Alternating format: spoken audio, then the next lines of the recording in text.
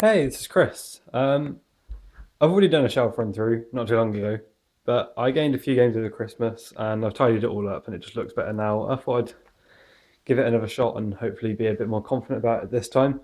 So I'm just going to go through games on my shelf, talk briefly about them all, and I hope this is of some kind of interest. So I'll start on the little ones up on the top.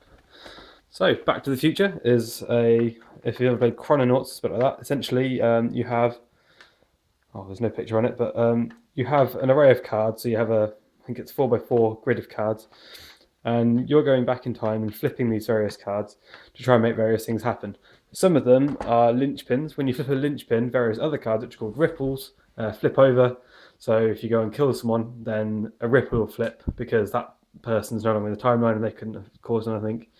And each player has a set of rule things which is meant to be like from their own timeline how things happened, and they're trying to make things correct to make everything right again. Really cool little game. Quite odd, like quite various different things happens, and it's got lots of references to the movies and stuff. Of course, you get the various time cars and the time train, etc. I really like it. Doesn't really get played very much, but it's good. It's probably one of my favourite out of all the little games I've got. Well, not that I had that many to be fair. Monty Python Flux is pretty much just because I got it for cheap at the UK Games Expo.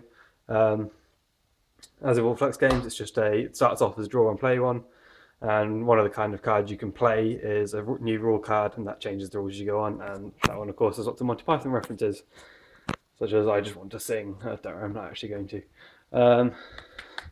Cthulhu Gloom, which I've got in a pretty useful box because I just didn't like the packet for it. It's a cool little game with transparent cards, and you're playing these. That's a death card. So you also kill off your family as you go. I know it's I don't know what that is. Anyway, you have the cards are transparent as you can see, so you can see one through another, and you're trying to put as many negative modifiers. So can you see? Trying to get as many of those negative modifiers onto the family as possible without them being covered up, and then kill them off. And you get whoever manages to get their family the most miserable when they kill them off is the victor. So obviously you're trying to get as much negative as possible, then kill them off. Whereas other people are trying to make them as happy as possible, so you can't kill them. You can only kill them if they're negative. Yeah, whoever's first to kill off all of their family triggers the end game, and then whoever's got the most negative among their dead characters only is the winner. Are You the Traitor is a little deduction game. We only tried playing it once. We tried it with the minimum player count. It just kind of fell flat. I'm hoping I can play it with a few more at some point.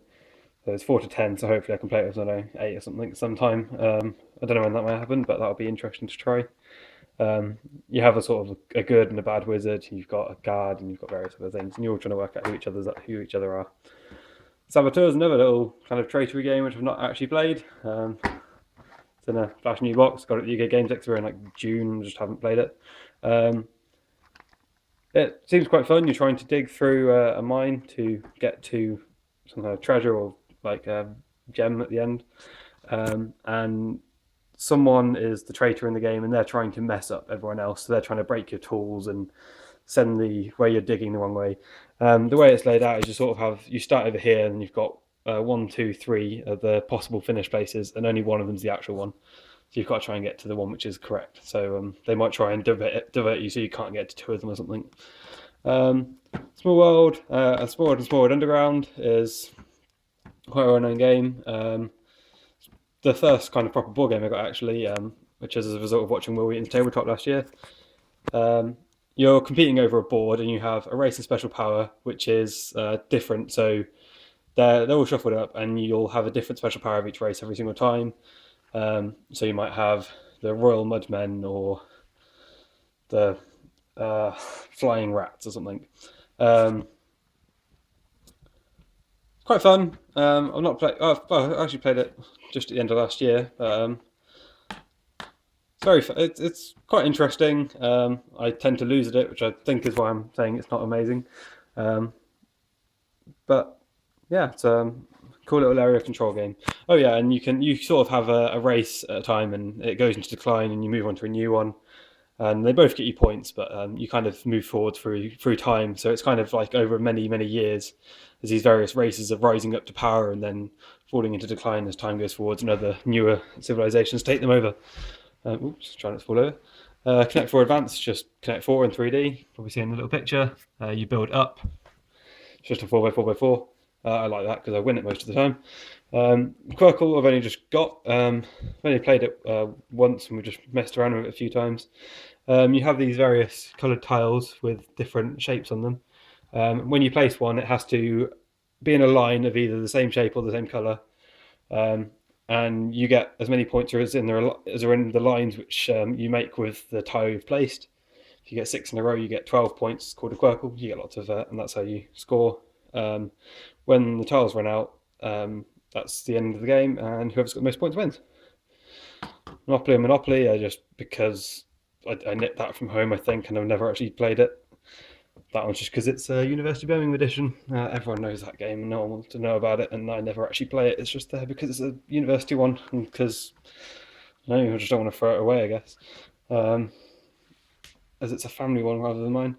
Legacy Gears of Time is a really cool game I got for my birthday, the very end of last year. In it, you're various people. You're these people who've got access to an ancient time machine device, and you're going back in time and inventing technologies to kind of secure your legacy. So presumably, you're telling your ancestors, sort of like, and you're teaching them how to make these various technologies, and trying to make sure they all succeed, and then that no one else beats you to it, to score points that way. And of course, there's things like if you invent a railroad, then whoever invented the combustion engine gets a load of points as well, because that's needed for the railroad to make any sense. So I really like it. I'm looking forward to playing that. It's one of my 10 games 10 times on Poor Game Geek. Eldritch Horror is really cool. Okay, I'm not going to pull that out quite tightly in. Eldritch Horror, you're a set of investigators, and you're trying to prevent the great old ones, Cthulhu and Azeroth and such, from rising and destroying the world. I really like it. It's a lot of fun. I don't know how many decisions you really have, but the ones you have are great fun, and you sort of get tickets, and you're flying around the world, and you're solving mysteries, and you're closing gates and the like. Sorry, skipping the video. So yeah, that's Eldritch Horror. I think that will get a lot of plays. That's also my 10 games 10 times thing.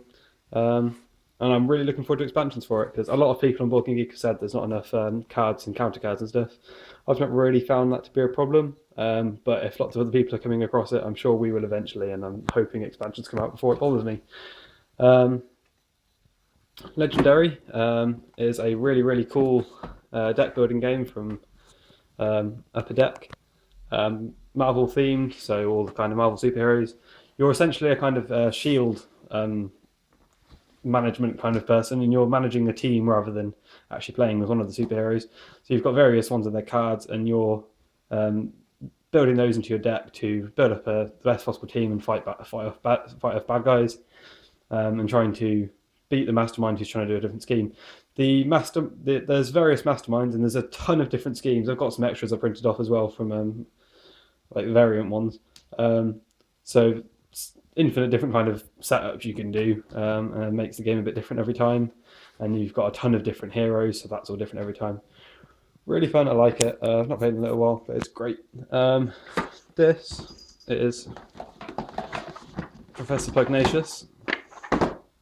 So much for that all looking quite tidy. This is a little deck building game.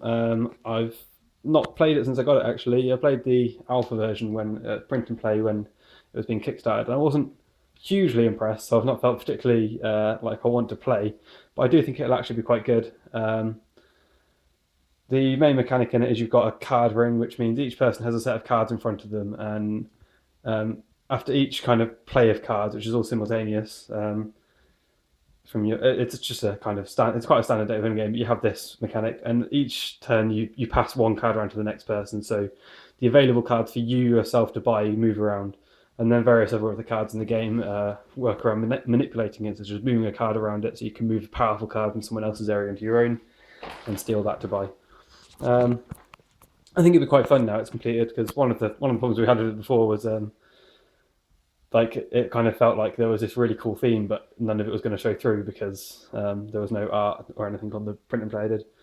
I think a later print and play did have it, but I just didn't. Well, I didn't have a colour printer, so I just didn't print it off.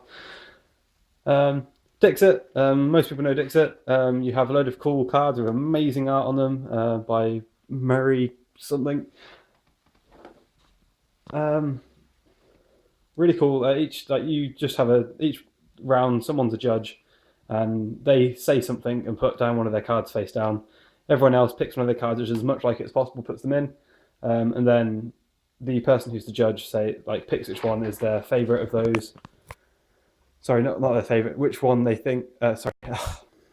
Each person other than the person who's the storyteller. It's the storyteller who said something. Sorry, not a judge. Everyone else votes for which one they think was the original storyteller's card. They're shuffled up and put face up, so no one knows who's whose. If you're correct, you get points, and the storyteller gets points if some people get it, but not everyone. So you're trying to be fairly obscure, while also making sure that some people get it. So sometimes it kind of results in references. Sometimes it's just quite interesting things that people come up with, and you get some people try and act stuff out and things if if they want to. It's a lot of fun. That can be played with literally anyone. I've played it with my girlfriend's family and such, and they've loved it. Archon, I've only actually played the first year. I've never actually completely done it. It's a really, really fun seeming worker placement game. I don't know why I'm saying it's really, really fun when I've not actually completed a year on it. Just seemed to have kept on running out of time because I just wanted to try it a couple of times to work out how it played. I think it'd be great fun. The main thing about that, which is different to other worker placement games, most of it's the same kind of get money, get fighters, get buildings and stuff. The really cool thing about it is that your workers are represented as well as the meeples. You've got a set of cards. They start off as courtiers, which are kind of the basic, nothing special workers. And as the game goes on, you swap them out for sort of merchants, tax collectors and things, and they get more powerful, they get these special abilities. I think it's a really cool mechanic. And I think it'll be a really great fit game for sort of 3 or 4 players. I think it goes 2 to 4. I think Richard Ham said it wasn't much good for 2, so I'm not going to bother trying because I trust his opinion on this one in particular. Among the Stars is absolutely brilliant. It's actually just the lid I've got there just for the sake of this video, because the cards and stuff are upstairs at the moment because I'm just sorting out a insert thing, a foam board insert for it. As I just got the expansion fairly recently, which adds 5 to 6 players and adds some ambassadors mechanic to it. This is an absolutely brilliant game. I love it. It's the game I've got which is getting the most plays recently. It's a drafting game, kind of similar to Seven Wonders, but unlike Seven Wonders, it's a lot more varied. It's a lot more exciting for me. And you're building spatially, so you have a main reactor to start with, and then you're kind of building off it, and you're building the space station up with various things of military and trading and ambassadorial and various things. There's also conflict cards and such which you can add in, where instead of discarding for money or for building power stuff, you can go out, have conflicts with other people's stations. So if you've got more certain location types, you do a conflict and you get points based on you steal points of them based on it, which seems quite fun. I've not actually played with that. I'm not sure. Well, I'm not convinced that that'll be great, but I think it could be. The ambassadors adds some extra cards where you have 3 available at all times, which everyone can pick from. You can discard a card and buy one of those ambassadors to come into your station. You've got 5 bureaus which you can put to represent where they go, which helps with various color matching with your station things for some of the powers of other cards. Each card has it written on it what it does, and they all do different things. There's a huge variety when you've got the expansion, as well as in the base game, as well with the special locations. They're a really, really cool mechanic. They add a bit more interaction to the game. It makes it a lot better for some people. I'm going to do a run through of that at some point, so I can talk about it more then. But that just looks absolutely great, and there's new types of conflict and stuff added in the new one. Completely different sets. You don't play them with the original. They're completely do different things, like an infection spreading through the ships, or there's an alliance which inspects people's stations and checks things are as good as they should be and such. Gear and Piston is this is Gear and Piston and Byzantia, actually 2 Luda Creations games. Gear and Pistons, a really simple, easy worker placement. Well, I say easy, I mean a fairly light worker placement game where you're building automobiles in sort of 1880s kind of time, I think. And you're trying to put your idea forwards to bigger companies and try and get hired, or to try and start up your own company, get investment. Um, you do that by placing in a variety of locations, such as a black market and patent office to get new parts sorted out, and a junkyard to go and get parts which other people have thrown, like the bigger like established companies have thrown away and such. I really like it. It's great. Byzantio is also pretty cool. In that it's an area control game, but at the start of the game you pick what areas you're going to try to go for. You kind of decide how you want to expand your empire before you do it, and then you have a limited number of each kind of action. So you've got 30 actions over the entire game, and there's only 30 actions, and there's sort of 10 advances. There's four advances. There's 10 campaigns, which is move on and steal, like kill someone else's piece to place one of yours. And you've got to try and manage those in the optimal possible way to try and capture all of your areas. You've also got to try and keep whatever your main thing is hidden from everyone else. You don't want to make it too obvious, because you gain a lot of points for the main location, but other people can guess it, so they get some points as well if you've made it really obvious. And if you guess theirs, you get some bonus points. I really like the game. It's quite cool. And on the back, there's also another game called Necken, which is similar to Byzantio, but there's a volcano. I've not played that yet. That'll be quite fun. And they've both got Kickstarters running at the moment where you can get the base game and a little promo set of cards. So if anyone's interested in those, take a look at them.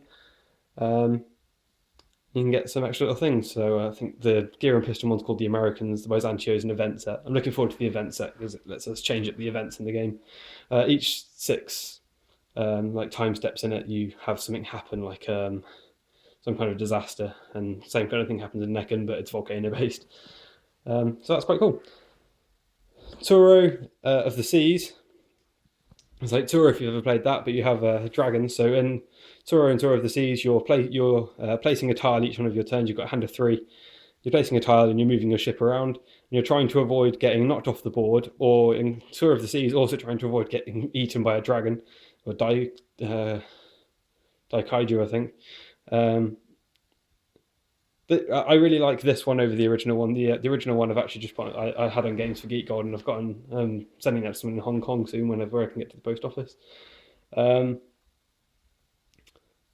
But I really like the game. I like it more with the dragon tiles in it because it gives me a bit more interaction. You're doing something from the start of the game. My problem with Turo is it's really fun, but like the first 3/4 of the game, you're just kind of placing tiles pretty much at random. Like no one's very likely to knock you off the board or anything that early on.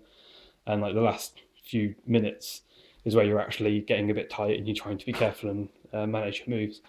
But they're both very good. They're both very good games. And if I hadn't managed to pick this one up, then I would definitely keep the original. I'm only getting rid of it because this one, well, you can play this one like the original if you want. It's got all the same tiles. You could just take out the dragon's blade like the original. This game is line dice. Ooh. You have a load of these identical dice which have like arrows and lines and stuff on them. I've got a little run-through video explaining that and some other little games. You're just placing them and you're trying to maintain a route and not be the first person to mess up the route.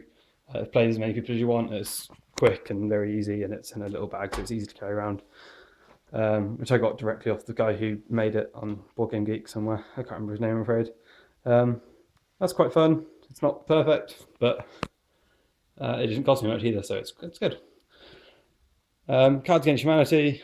Well, literally everyone knows that. One person's a judge. Everyone else, they place a black card, which is some kind of question or something which provokes an answer from everyone else. Everyone else has a hand of white cards. They put something in, and all the answers are really, really vulgar and horrible. And I'm not going to bother mentioning them right now because you can look at the game if you don't know about it anyway. And well, they're just foul. Smash Up's one of my most played games. It's probably my most played game actually. I don't know if I've got it as the most recorded plays in Board Game Geek, but it's definitely one I've played the most. It's a really cool game where you have a load of factions. There's 8 in the base game. There's another 2 expansions which I've got in the box, making it up to 16. and you combine two of those factions to make your deck for a game. So you might have the robot wizards or the Miskatonic University carnivorous plants, as a ridiculously long example. And they all have their own unique powers, and the way they combine together is all unique and special, and it's quite cool. I absolutely love it. And you're competing over various bases to get points. Whoever gets the most points in a base when it goes over a certain threshold based on how many points people have got on from minions gets some points, and whoever comes second gets some, and etc. And the first 15 wins. Quarrier's Quarterfact, well, sorry, not Quarrier's Quarterfacts, Quarriers in general. I've got the Quarterfacts expansion in it, as well as the Corruption dice one. Is a dice building game, so it's kind of like deck building, but you have a bag of dice which you're working with. You're rolling those to cut out various creatures and trying to summon them by having an amount of points. Oh, I should have mentioned smash ups in my 10 games 10 times thing as well. Back to Quarriers, and you're trying to put these creatures out, and you're either trying to get them into the sort of this main arena bit to kill everyone else's creatures off and have them well defended enough to survive around and score you glory for being the kind of strongest, best creatures and showing off kind of thing. Or you can send them on quests where they can get points for other things, as well as come back with special items like which give you other bonuses. It's really cool. I don't know. I've gotten a little bored of playing that one, although I've played it a fair few times, and I don't know. I said I wouldn't say no. I'd probably sound very unsure if someone invited me to, but I'd certainly join as a last player or something if they needed someone. Zombie Dice is just a little dice rolling game. I am not going to open that packet because if you watch the little run through video game I did, I dropped all the dice like 3 times. It was ridiculous. You're just rolling dice 3 at a time and trying to eat brains. Your zombies trying to catch humans and eat their brains without them shooting you and killing you off. And everyone's just kind of doing the push your luck, get the most kind of thing.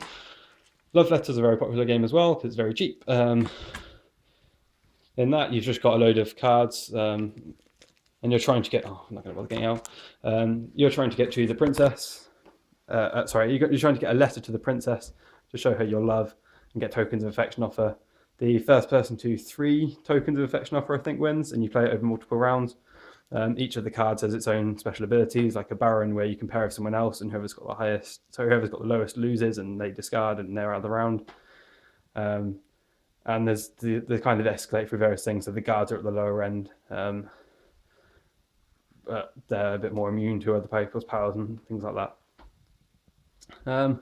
It's quite cool. I got burned out on it really, really fast. A lot of hype goes about it, but I don't know. I guess it's pretty cool in that it managed to last like 10 games, but there were 10 very short games, and they started dragging on quite quickly, but it's still good. As far as trader games go, it's very high up, to be fair. I think they're just not really my ideal kind of game. Euphoria, first of wonderful Stonemaier games. Done by Jamie Stegmaier, who does amazing Kickstarters and has an amazing blog. Euphoria is a dice placement game, so your workers in the game are represented with dice, and the number showing on the dice is how knowledgeable they are, and you're trying to manage how much knowledge they have so they don't leave you and go elsewhere. I've done a run through for this for Euphoria. It's definitely one of my 10 games 10 times thing. It's my favourite game. It's definitely my number 1 game at the moment. And you're in this dystopian city trying to get resources and get various things and trying to obtain artifacts, and then ultimately place your authority down over the city. The first person to place all their authority over the city represents some kind of they manage to seize control, whether that be to become a new kind of overlord, knocking off the workers who are kept in the dark about everything, or trying to cause a revolution. Absolutely amazing. Everyone should look into that. I've got the Kickstarter one, which has this nice sleeve, and a couple of the components are different, but the retail one looks like it has amazing components as well, so don't shy away from it. Yeah, it looks very good. Viticulture is his other one. Viticulture I did not expect to like at all. I got this in a charity auction, which he put up because Euphoria looked quite interesting to me, and I was like, well, screw it, let's try another one of his games. As it turns out, despite the fact that it's about winemaking and I absolutely hate wine, this is a brilliant game, and it's definitely in my top 10. I've not played very much recently because I don't know many other people who that excited to play worker placement games in general, but when I can get to play it, it's absolutely great. I can't wait for the Tuscany Kickstarter later this year, which will be absolutely great. I entered into the contest for expansion and stuff on that, which was just absolutely great fun. I loved trying to make something for it and get it tested with and such like, and then send it in. That just made me feel so happy to be able to send something to a designer and have them try it out and such like. So yeah, that's viticulture. Oh, I probably should say something about the actual game. It's a work placement game where things are split into summer and winter, and like summer's kind of more about building up your the way things work, and then winter's all about filling orders and getting everything done and obtaining more workers for the next year and such. Really, really cool.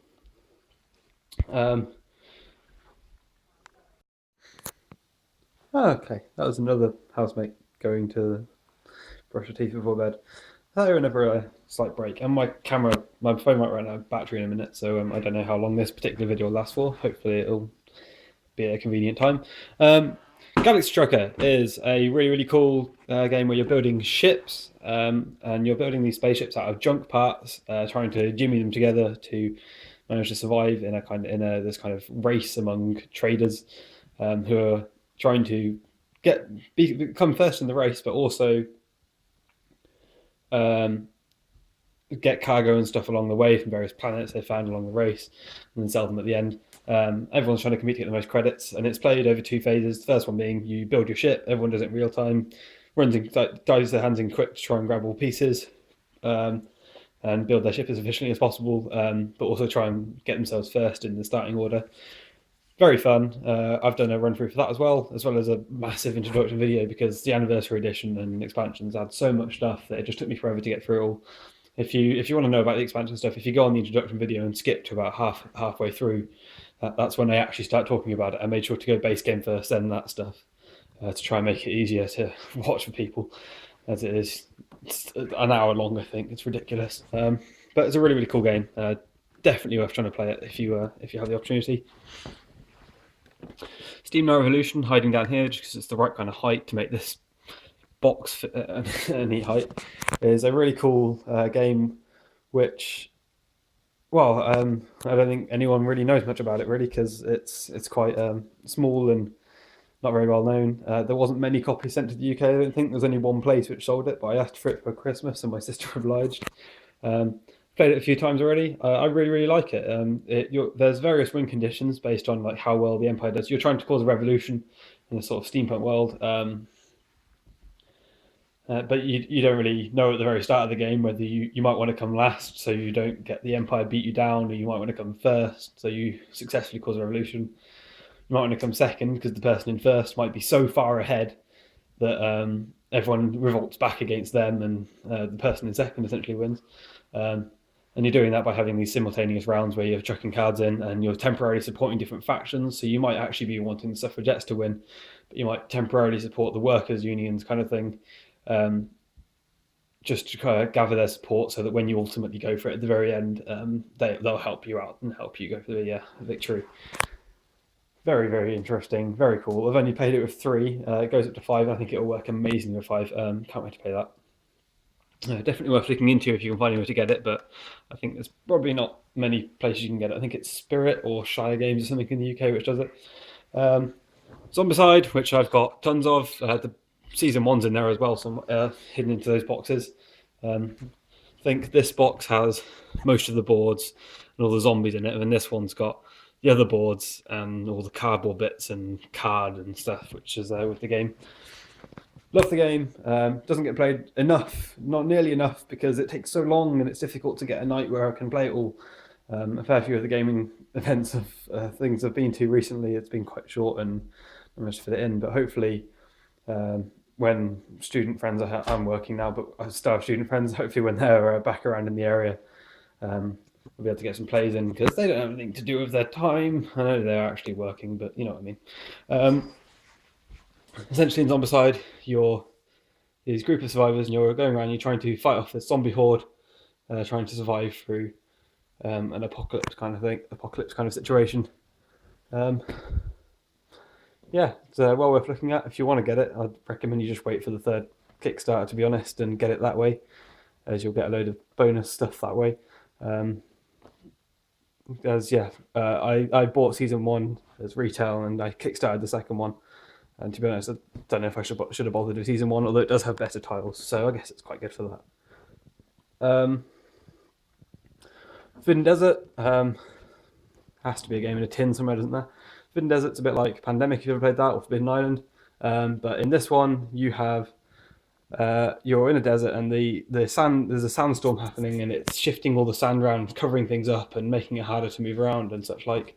But you're also trying to make sure you keep enough water as you play through the game, so you don't die of thirst. It's quite interesting. I don't really like it all that much. I don't know why it gets so much raving about it. I find it quite straightforward to play. I don't know why. I don't know. I don't know. Maybe I'm doing something completely wrong. It's perfectly possible. And as you're going around, you're unveiling bits of the desert. You're excavating and finding various things, and ultimately you're trying to build an airship and escape because your helicopter crashed and it's broken. So there's this ancient airship you know about, and you're trying to build that. Pretty cool one, but alpha player can happen. I try my hardest not to be the alpha player, but like other people do it sometimes, and there's not much you can do about it if someone's trying to give everyone instructions, which it kind of tarnishes the experience. But it's still good otherwise. Munchkin, I've got lots of for no real reason because I never actually play it. I've got Zombies, Cthulhu, and Star, and some expansions for them. This never actually gets played, but it was one of the earlier games I got. So instead of I got Small World first, Munchkin was sort of second or third game I got or something. And I played it a fair few times when I got it, but it just makes you hate the people you're playing with. Or that's what I found. I just got pissed off with the people I was playing with, and it just doesn't really, it's not the kind of thing I want to do when I'm playing a game. I want to have fun. I want to play close and bonds with people, not loosen them. But it's fun nonetheless, and it's quite silly and such. I'll actually jump over here because this game is actually kind of similar to it in some ways. Drunk Quest, where just like in Munchkin, you're getting treasures and you're fighting off monsters and you're screwing over other people. But in Drunk Quest, you're doing it while you're getting drunk, and it makes it so much better. It's actually fun in Drunk Quest because you're making other people to beat monsters. You have to drink, and it's a good laugh to be kind of passing around, and everyone's good cheered about it. And much better experience. I love Drunk Quest. I've only played it once, admittedly, but it was on my birthday, and it was an absolutely great night. So that was over New Year's because New Year's Eve's my birthday. So we played that, and it was really, really good. I liked it. Just by the fact it's a bit like Munchkin. Shadows over the Empire, I've only played a couple of times. I don't know how I feel about it. I'm really excited to play it some more, and I really want to play it with 3 or 4 players. I've only played it with 2 so far. But the games I've had so far, they either kind of, one person just kind of snowballed their way to victory really quickly, or there was just a ridiculous stalemate where kind of got to round 7 or something, and we were just like, I don't think we're going to be able to resolve this. As it, like, I don't know, maybe we would have by like round 30, but it was just ridiculous, and it would have taken so long.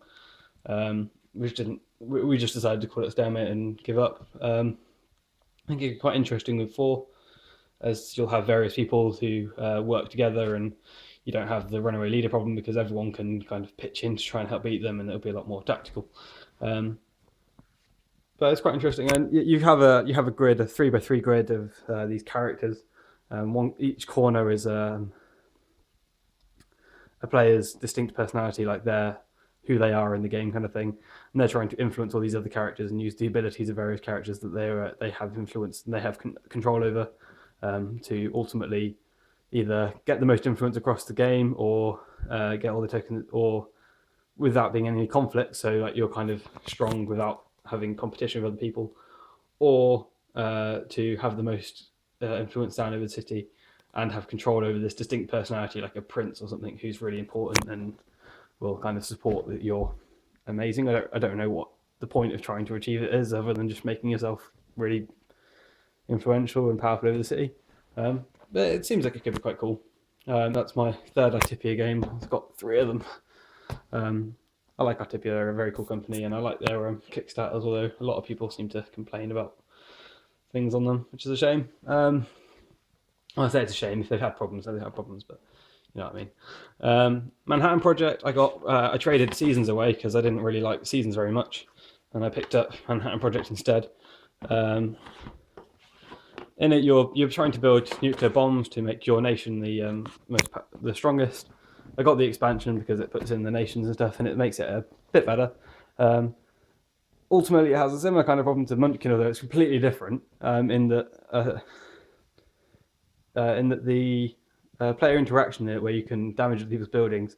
Every time I've played it, there's one person seems to have the kind of red-faced, pissed-off look to them, and I just don't have fun because I don't know. I might have fun for the first half, but then there's always someone who's getting pissed off at someone else attacking them and destroying their stuff, and I don't like that in games. I want everyone to have fun, not just one or two, and I can't enjoy myself if someone else isn't. So I don't know how much play it's going to get. I think it's quite cool otherwise. When it goes a bit more nicely and everyone's just kind of trying to achieve what they're doing, it's good. I guess it does has the kind of kind of matches the theme quite well, that things get quite tense. I just don't know if I want to do that as a fun activity. But it's a good game nonetheless. Belfort is an area control kind of game, worker placement area control game, where you're trying to gather up various resources and control get your workers down in various guilds, which change each game, and gather workers. The scoring's done based on controlling districts in the game. There's 5 districts. When you build properties, which also give you other abilities, you put a piece in them, and whoever's got the most at the end of a scoring round, so every few rounds is a scoring one, gets points for that, and whoever's got the most workers also gets points. You've got to be careful not to push forwards too fast on points, because you also have to pay an income cost. Oh, not income, you have to pay tax. You get some income from some properties, you'll also get taxed based on how many points you've got. So if you've got lots of properties and you're controlling half the city, you also have to pay an absolute ton of tax for that privilege. You've got to be careful not to go too far ahead, because you're going to struggle to do things in the later rounds when you've got no money. I really like it though. Really cool. So that's Belfort, and as you can see, 2 TMG games. I've started getting multiples of games from publishers now, and I don't know, I find that ridiculously awesome for no reason. Well, I guess it is quite a cool thing. Kings of Air and Steam is a pick up and deliver game where you're flying around in airships trying to gather goods from factories and live in cities. Hello. Sorry for it randomly cutting off and changing to being a dark environment. My phone ran out of power, and I was just come downstairs, and the fuse is blown for the lights. It's in my housemate's room, and I'm not going to wake her up. So I'm hoping I finished talking about Kings of Air and Steam. There's only one left, which is why I figured I might as well just do it now and not wait till tomorrow. Pathfinder Adventure Card Game is a cooperative kind of role-play card game kind of thing, where you're hunting down villains and fighting them off, and there's lots of flavor text. Oh, there's some flavor text on all the cards, so you're kind of following through adventures and doing various things. Some of the adventures change it a bit, so you're not always hunting down villains, although most of the time you are. Hopefully in future expansions it will change up a bit.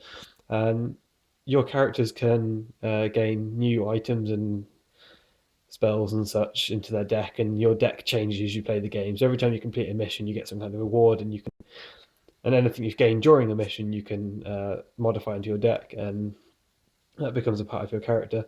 So you have this consistent character which advances over time, and you find yourself getting a lot more attached to it than in most games. That's a really, really great game. And that is about it. So that's my collection. I hope you enjoy watching this video.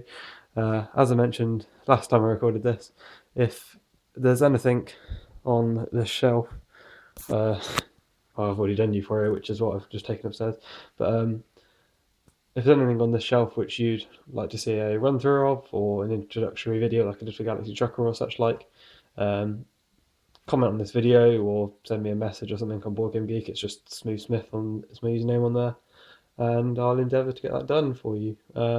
Otherwise I'll just do them at random when I have time. Been a bit busy lately. I want to be able to try and pump out a few, but I just haven't found the time. So thanks for watching.